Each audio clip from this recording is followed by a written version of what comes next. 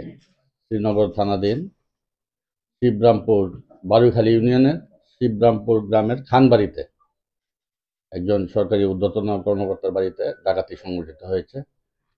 এই গ্রুপে 10-12 জন ছিল। প্রথমে আপনার ঘরের দরজা ভেঙে যে এই মামলার যে বাদী তাকে তার গায়ের ওড়না দিয়ে হাত পা বেঁধে ফেলে এবং তার 9 বছরের একটা শিশু বাচ্চা ছিল, সে ঘুমন্ত অবস্থায় ছিল। এই দুজনেই ছিল ঘরে। ওনার কাছ থেকে স্টিলের আলমারি নিয়ে খুলে স্বর্ণালঙ্কার এবং টাকা পয়সা নিয়ে নেয়। এই বাড়িতে ডাকাতির পরে তার পার্শ্ববর্তী তার চাচাতো ভাইয়ের বাড়িতে আবার এই গ্রুপ গিয়ে ডাকাতি করে, ওই জায়গা থেকেও আপনার স্বর্ণালঙ্কার লুট করে এবং নগদ টাকা পয়সা নেয়। এই ঘটনা জানার পরে আমরা পুলিশ, শ্রীনগর থানা পুলিশ রাত্রে ওই বাড়িতে পরিদর্শন করে এবং ডাকাতির সাথে যারা যারা জড়িত তাদেরকে শনাক্ত করার চেষ্টা করে। পরবর্তীতে মুন্সিগঞ্জ জেলা পুলিশের ঊর্ধ্বতন কর্মকর্তারা এই ঘটনাস্থল পরিদর্শন করে এবং বিভিন্ন দিক নির্দেশনা প্রদান করা হয়।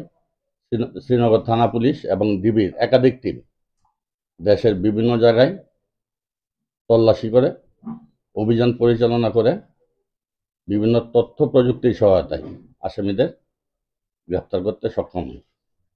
এর মধ্যে যে মাস্টার মাইন্ড এই ডাকাতি কাজের সালাউদ্দিন চৌকিদার, তাকে আমরা ঢাকার কেরানীগঞ্জ থেকে গ্রেফতার করি।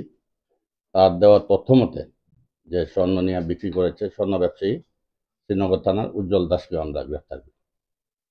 যা আমাদের আরও কিছু আসামি গ্রেফতারের বাকি আছে, আমরা অভিযান আমাদের অব্যাহত আছে।